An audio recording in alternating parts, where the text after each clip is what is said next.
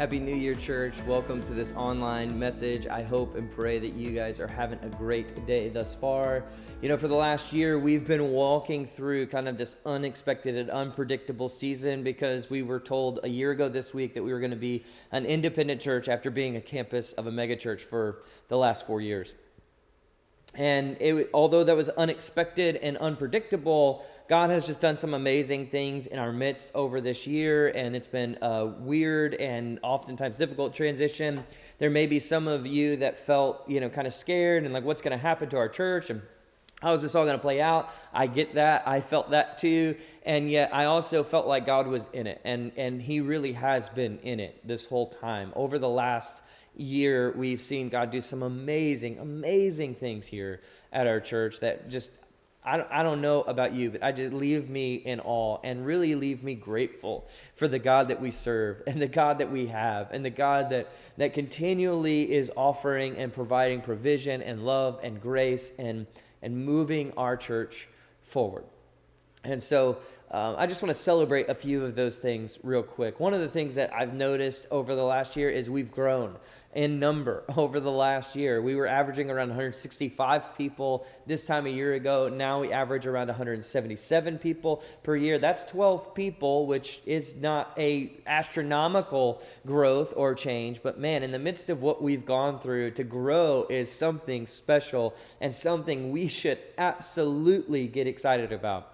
We went from having $0 in the bank to now having over $100,000 in cash reserves to be able to use for ministry and emergencies when they arise. We have a building that we own that's completely paid for, and we are debt-free.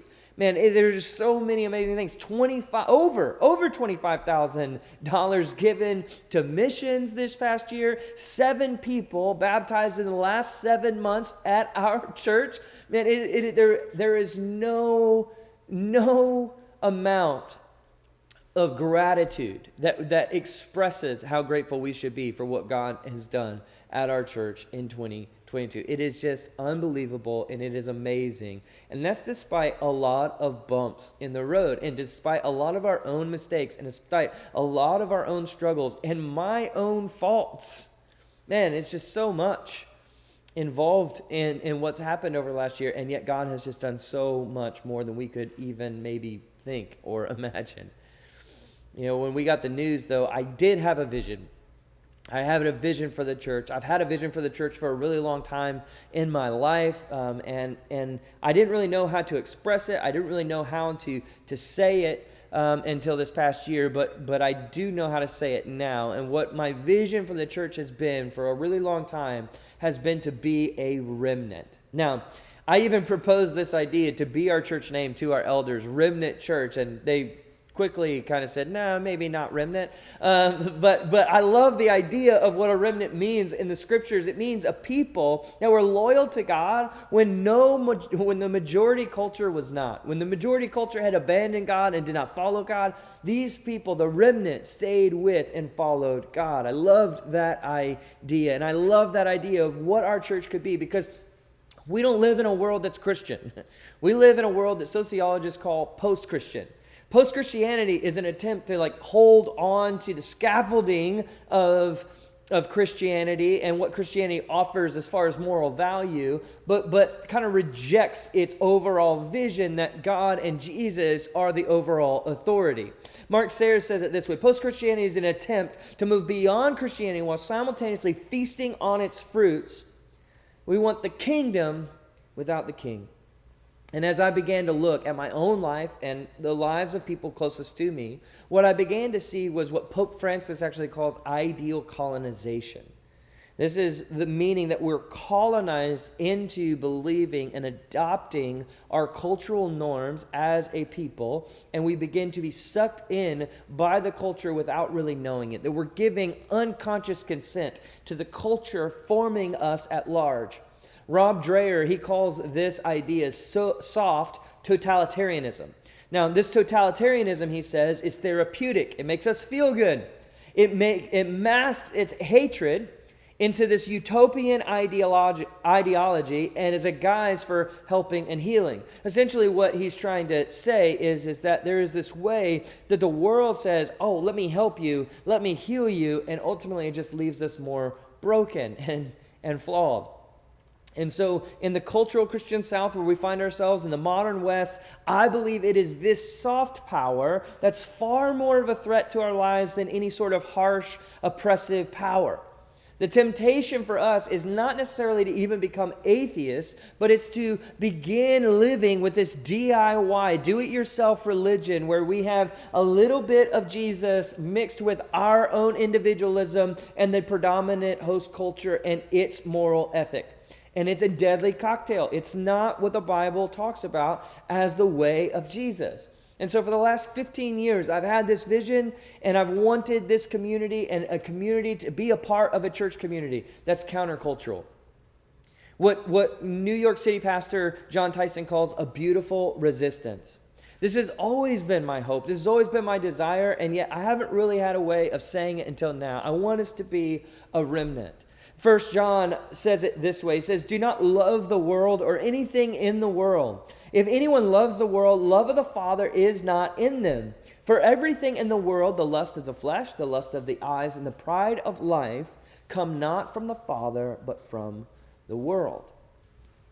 So over the past year, this has really been our main focus, is to go after and try and win our fight against the world, the flesh, and the devil. Now, the way that we have been going after that is through focusing on our value of formation. 2022 has been a sole purpose of trying to go after formation, to wake us up to the idea that our spiritual formation has to be stronger than our cultural formation. Our working theory is that if we practice the spiritual disciplines together as a church, that we will actually win this fight, that we won't just be in it, but we will win it.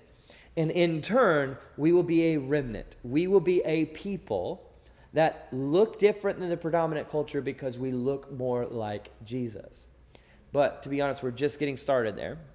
That's what this whole year has been about, is really starting the engine of that and getting it up and running. And so we're moving in that direction. We're going to continue to move in that direction. The question you have to ask yourselves is, have you or will you join the remnant? Will you be a part of this? Because in 2023, we're going to keep moving down this path. We're going to keep living and trying to get people in our church to live in a way where spiritual formation takes precedence over everything else in our life. One of the things that we're doing is offering these classes. We're finishing our Sabbath practice this month. In 10 days, our next Sabbath practice starts. You can go sign up for that on our Church Center page or just let me know and I'll get you connected so that you can sign up for that. But this is a way, a tangible way that you can begin to look different and live differently than the predominant culture at large. It's not about legalism. It's not about trying to get you to do something. It's about trying to be more like Jesus. It's a means to an end. It's not even really about Sabbath or rest it's about becoming more like Christ. But that's not all we're going to do. I mean, this spring, we're going to introduce a 4-week class on prayer that we're going to share and hopefully have our life groups go through together. And then there will be more practices to follow prayer. And over the next several months and over the next several years, we're going to be continuing to implement and add new practices and practice these things as a church. But what 2022 was for formation is our hope that 2023 would be the year of hospitality. And we aren't going to slow down on formation. We're not going to slow down on implementing these practices and trying to get our church practicing these things together. But we are going to add and ramp up on our being a community of hospitality. But if we're going to do this, we really have to deal with some fear. Let me explain. Andrew Shepard says that in our world and in our culture, this doesn't mean you necessarily, it just means in our culture, this is predominantly how we tend to act toward people who are different than us. We either eliminate them because we don't really feel comfortable around them through legislation or even violence. We assimilate them to be like us so that we will feel more comfortable. We dominate them in order to normalize our standards as the way to live. And when they are different or they live a different way, we tend to push them aside and begin to dominate them. We demonize them. We turn them into something that is less than an image bearer of God to justify our behavior. And these 4 patterns are, again, not necessarily come in your house or from you, but are very well alive in our world. And so maybe it's better said that we aren't afraid of people, but we're afraid of the impact that people will have on our lives. The Greek word for hospitality that's used in the New Testament is this word philoxenia. It means love of the stranger or outsider. Garrett did a great job talking about this idea a few weeks ago, and so if you haven't heard that message or didn't get a chance to listen to it, go back and rewatch it, listen to it. It's awesome. But we are going to try our best to intentionally create and become a community of remarkable hospitality this year. It's our working theory that the more we can create this remarkably hospitable environment, the more we will see people get connected to our church and hopefully to Jesus. But to be honest, it is not something that we're doing all that well right now. Over the last 2 months, November and December, we have seen over 100 new guests come through our doors, and only 12 people have joined our church. Now, that's around 10%. That's not bad, but it's not remarkable. And I'll be honest with you, we have some areas where we can take some strides here. But I'll also say some of those people who have joined, those 12 people, started coming to our church a long time ago, not just in the last 2 months. So our conversion rate of the actual guests we have here at our church is probably far less than 10%. It says in Hebrews 13:2, it says, "Do not forget to show hospitality to strangers, for by doing so, some people have shown hospitality to angels without knowing it." We are close and a tight-knit church for the most part. Many of us, our best friends, are right here in this community, and I absolutely love it. We spend multiple nights a week together. We study the Bible together. Yes, we eat meals together. Yes, we just fellowship together. It's great, and I love it. And I think it's one of the main reasons why so many people are amazingly connected and committed to our church. You know, at our church of 175 people or so, 115 people give or serve at our church every single month. That is a remarkably committed rate of people, and I think it's largely because of how well we love one another. But we also have to be careful on how we create community and engage in community and invite others in, because although we can love one another really well, our love for one another can cause us to push away and keep out the outsider. And so we have to work hard to connect more people into the fold. And we can't forget that this is our job. This is what the New Testament calls us to, that this is a command. Do not forget to show hospitality to strangers. This command is something that we have to begin to work with, and remember that it's our job to help people who don't have a church home find a church home. And then it's our job to help those who are far from God connect and come near to Him. It's our job to show hospitality. Most of us are happy to see people come to our church, new people come to our church, and that's awesome. But what if new people start coming to our life group? And that messes up kind of the social dynamic a little bit. Or what if multiple new people start coming to our life group, and that means our life group has to multiply. And that means that we're now in 2 separate life groups with people that we don't really know all that well. And not only that, but we're not with the people we've been with for the last few years. What would that mean? It would mean that we'd be very uncomfortable. And it would also mean that if we could do that, we would become remarkably hospitable. Because the reality is that we're not naturally going to or want to separate ourselves or go into different groups. We want to stay with the people who are like us. We want to stay with the people that we're most comfortable with. And yet, when we do that, we become less hospitable to the strangers in our midst. One of the things I realize is that when we begin to ask these questions about what if, they often pertain to ourselves. At least for me it does, right? Like, what if I invite these people over to my house and then I don't have enough food for me and I have to cook, or I have to then clean up? Or what happens if they have a lot of kids? Because I have a lot of kids. So most of our friends have lots of kids. And so what if they have a lot of kids and they come over and they just absolutely destroy my house? Or what happens if they have a lot of kids and they don't help clean up after? Or their kids don't have manners? Or what if they just make my life a lot more difficult? Or what if they're just different than me and the conversation is socially awkward and whatever, and I just feel uncomfortable? This is a fear. And these are the questions that keep us from offering hospitality. It's these questions based in fear that keep us from offering hospitality. But let me ask you this question. What if we showed such remarkable hospitality and connected so many new people to our church that we went from 5 to 10 life groups in the next year? What if we showed such remarkable hospitality that we went from having 7 people, 1 every month, baptized at our church, to 24 people being baptized and coming to know the love of Jesus at our church in 2023? 2 people a month. What if we began to stop asking questions out of fear, but started asking questions out of faith that said, God, if we become remarkably hospitable, what can you do? How can you change and transform and build your church, not just ours? You know, that's really the heart that we are going to live out of in 2023. And so here's how we're going to try and do that. It's this very simple equation. What we want to do is we want to create an environment of welcome. An environment of welcome being a place where people can come and they feel loved and welcomed and a part of the family. Where we have a transformation of identity. So environment of welcome plus a transformation of identity. Where everyone who comes in our doors is not seen as rich or poor or black or white or young or old, but they're seen as a child of God and they're welcomed into the family. This equals a connection to the church.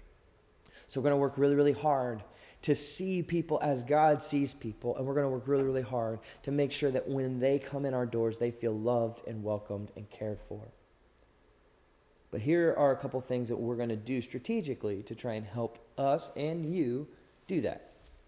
One is on January 15th, in just a couple weeks, we're going to have the Great Life Group Bake Off Expo.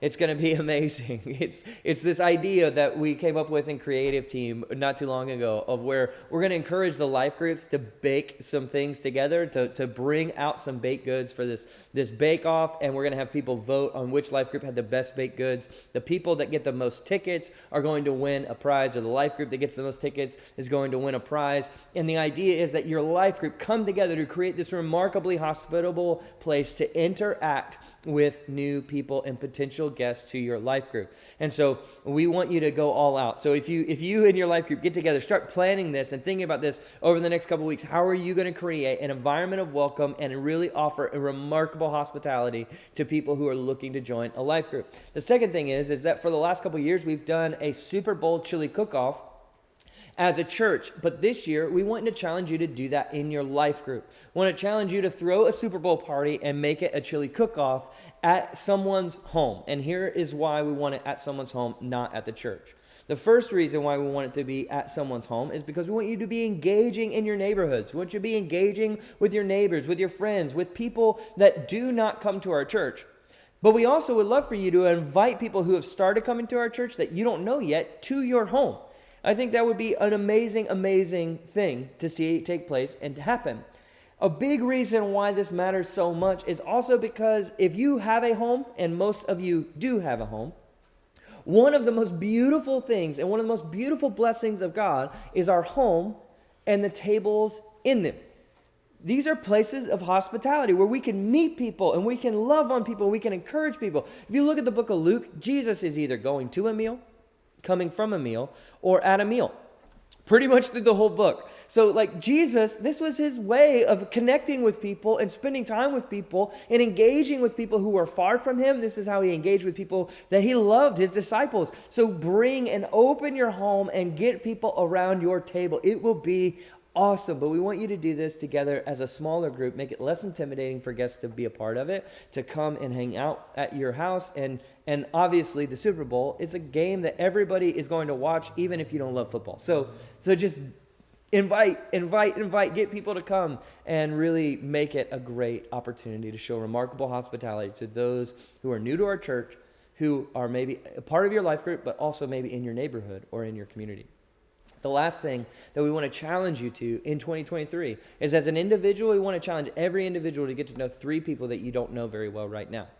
You may know them. You may know that they're here. You may have seen them, but you might not know their name yet. We want to challenge you to get to know them. We want to challenge you to get to know their name, invite them to your life group, or invite them to a meal.